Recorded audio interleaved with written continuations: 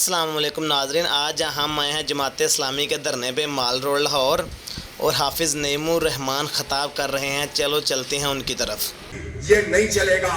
تم نے اگر بہت محنت کر کے ظلم کر کے یہ بات سمجھا دی ہے تو اب جماعت اسلامی ایک ایک بچے کو یہ بات سمجھا دے گی کہ تعلیم ہمارا حق ہے، معیاری تعلیم ہمارا حق ہے، طبقاتی تعلیم نہیں چلے گی۔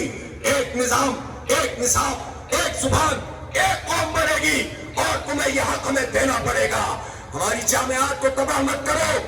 پرائیویٹ سیکٹر کو اپنے حصے کا کام کر رہا ہے، تم اس کے مقابلے میں لا کر کھڑا نہ کرو کہ تمہاری نالائقیوں کی وجہ سے تعلیم تجارت بنی ہے۔ اگر تم اپنے حصے کا کام کر رہے ہوتے تو یہ سارا تعلیم کا نظام پرائیویٹ سیکٹر میں بھی وقف پر چلتا، جو 1400 سال کی ہماری ہسٹری ہے۔ وقف کا مطلب یہ ہوتا ہے کہ لوگ اپنی جائیدادیں تعلیمی اداروں کو دے دیتے ہیں، لوگ اپنے ڈونیشن تعلیمی اداروں کو دے دیتے ہیں، اور تعلیم کا کوئی پیسہ چارج نہیں ہوتا۔ لہذا معیاری تعلیم ہمارا آئینی حق ہے، ہمارا قانونی حق ہے، ہمارا انسانی حق ہے، اور ہمیں یہ حق تم سے چھینیں گے انشاءاللہ۔ اب تم ہمیں اس سے مزید محروم نہیں کر سکو گے۔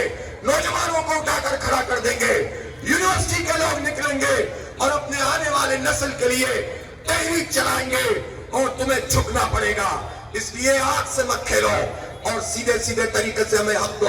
حق دو عوام کو۔ تحریک کا مطلب یہ ہے کہ ہماری ماؤں بہنوں کے لیے وہ قانون سازی کی جائے اور اس پر عمل درآمد کروایا جائے کہ کوئی اپنی قوت اور طاقت سے اور سماجی گرفت سے اپنی گھر کی عورتوں کو وراثت سے محروم نہ کر سکے۔ وہ قانون سازی کریں گے انشاءاللہ، اس کا وہ دباؤ پیدا کریں گے، وہ پریشر ڈالیں گے کہ کوئی ایم این اے ہو یا ایم پی اے، کوئی جرنیل ہو یا بریگیڈیئر یا کرنل، کوئی بیوروکریٹ کسی بھی گریڈ کا ہو، کوئی اسمبلی کا ممبر ہو، کوئی وزیر ہو یا مشیر ہو، کوئی پبلک آفس ہولڈ کرنے والا فرد ہو، وہ اگر ہماری بہنوں بیٹیوں کو وراثت میں حق نہیں دے گا، اس سیٹ پہ نہیں رہے گا انشاءاللہ تعالی۔ ہم وہ حق دو عوام کو کا مطلب یہ ہے کہ ہم اپنی بہنوں کو تحفظ دیں۔ روزگار میں جو لوگ مجبوری میں جا کر جانا پڑتا ہے انہیں پورا تحفظ دیا جائے، ملازمانہ حقوق دیے جائے۔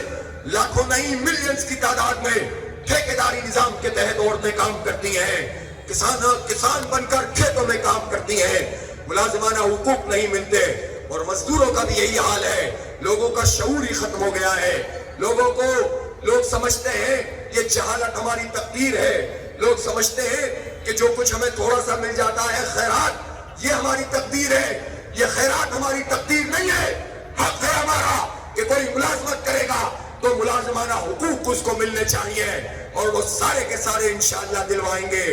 حق دو عوام کو تحریک کا مطلب کیا ہے؟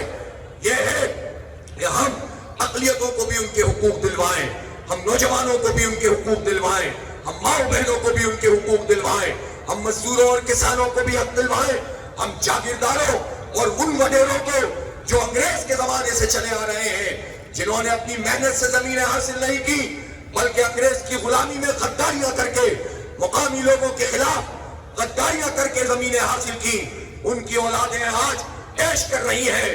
ہمارا غریب کسان مقروض قرض در قرض جکڑا ہوا ہے، فصل جب کٹتی ہے خوش ہو جاتا ہے، کچھ اس کو غلہ مل جاتا ہے، کچھ اس کو آمدنی ہوتی ہے، لیکن جب نئی فصل لگانے جاتا ہے پھر مقروض کا مقروض قرار پاتا ہے، اور مقروض ہونا اس نے بھی اپنی قسمت سمجھ لیا ہے۔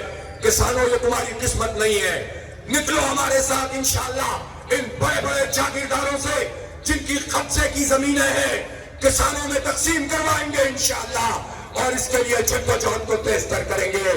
اس لیے میرے بھائیوں اور دوستوں، ایک بڑا ایجنڈا ہمارے سامنے ہے۔ انرجی کرائسس ہے تو اس کا حل جماعت اسلامی کے پاس ہے۔ پاور کا مسئلہ ہے، پانی کا مسئلہ ہے، الحمدللہ جماعت اسلامی کے پاس وہ ٹیم موجود ہے کہ جو تمام چیزوں پہ دسترس رکھتی ہے۔ لیکن حقیقی بات یہ ہے کہ یہ جو پورا معاشی نظام ہے، اس کی جو چکر بندیاں ہیں، یہ پوری دنیا میں جو عالمی سرمایہ دارانہ نظام ہے، یہ اس کا پرتو ہے۔ قائد اعظم رحمت اللہ علیہ نے جب اسٹیٹ بینک کا افتتاح کیا تھا اس وقت یہ واضح کر دیا تھا، یہ تو شاید 1948 کی بات ہے، اس وقت یہ واضح کر دیا تھا کہ یہ جو مغرب کا سرمایہ دارانہ نظام ہے یہ انسانیت کو کچھ نہیں دے سکتا، पाकिस्तान इस्लाम निज़ाम मईशत पर चलेगा। मैं उन लोगों से भी कहना चाहता हूं जो 11 अगस्त की एक तकरीर का हवाला देकर ये कहते हैं कि 12 अगस्त को डॉन में वो छपी थी, हालांकि 12 अगस्त को उस वक्त डॉन शाया ही नहीं हुआ था।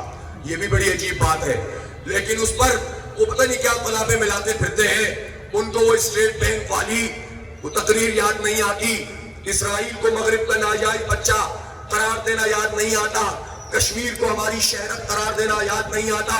मौलाना मौदूदी रहमतुल्लाह अलैह से कायद आजम ने ये कहा कि आप आइए, और उस वक्त रेडियो पाकिस्तान जो सबसे बड़ा मीडियम था उसमें इस्लाम का अदालती निज़ाम, इस्लाम का मुआशी निज़ाम, इस्लाम का सियासी निज़ाम, इस्लाम का अखलाकी निज़ाम, इस पर लेक्चर दीजिए। वो लेक्चर आज लिटरेचर की सूरत में मौजूद है। मौलाना डॉक्टर मोहम्मद असद को कहा कि आप पूरा इस्लामी निज़ाम का खाका जो है वज़ा करें, तो कायद आज़म बहुत क्लियर विजन वाले आदमी थे। वो पाकिस्तान को इस्लामी पाकिस्तान बनाना चाहते थे, लेकिन इस्लामी पाकिस्तान का मतलब फिरके वाराना पाकिस्तान नहीं है, जाहिर और दिखावे का इस्लाम नहीं है, निज़ाम का इस्लाम है, अदल का इस्लाम है, इंसाफ की बालादस्ती का निज़ाम वो इस्लाम है। लिहाजा हम ये कहना चाहते हैं कि इंशाअल्लाह हम इस बड़े एजेंडे के साथ पूरी कौम को इकट्ठा करेंगे। इसी में क़ुव्वत है, ये दीन ही हमें जोड़ सकता है। लोग कहते थे कि ये पाकिस्तान कैसे मुख्तलिफ कौमें, मुख्तलिफ बिरादरियां, मुख्तलिफ जुबानें, पहाड़ है, दरिया है, मैदान है, खेत है, रेगिस्तान है, टूट फूट होती है। एक ही रास्ता है कि दीन में आ जाओ, इस्लाम के दामन में पना ले लो, हक और इंसाफ और उसकी बालादस्ती का निजाम उसको इख्तियार कर लो।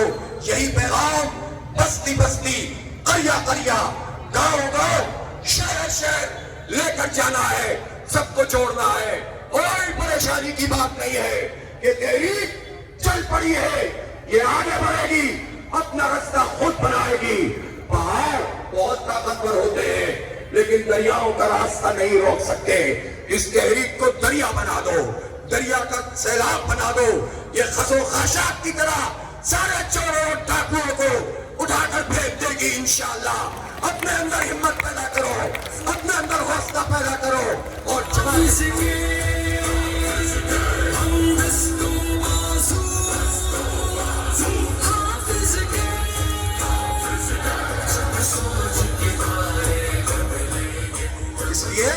जमात इस्लामी एक तहरीक है, और जितनी पार्टियां पॉलिटिकल मौजूद हैं या दीगर, उन सब के लिए रोल मॉडल भी है।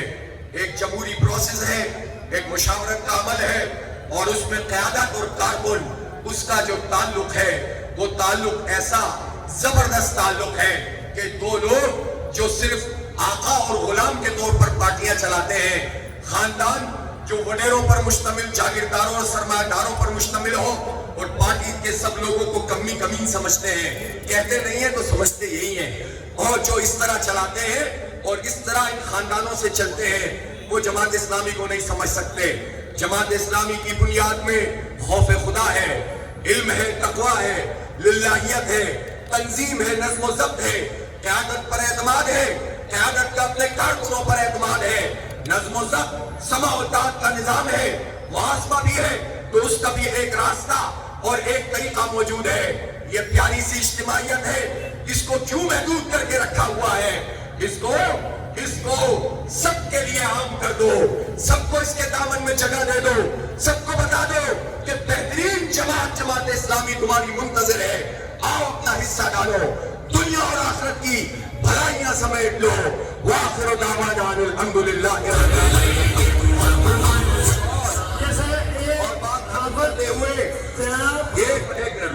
ये किसी ने मुझे मुतवज्जे किया है, हालांकि बार बार कहने की जरूरत नहीं है। ये हक दो अवाम को फंड की बात कर रहे हैं, फंड इंशाअल्लाह हमारे कारकुन ठीक से देंगे, जबरदस्त तरीके से देंगे इंशाअल्लाह, जमा भी करेंगे, तहरीक भी चलाएंगे, अल्लाह ने चाहा तो आगे बढ़ेंगे इंशाअल्लाह।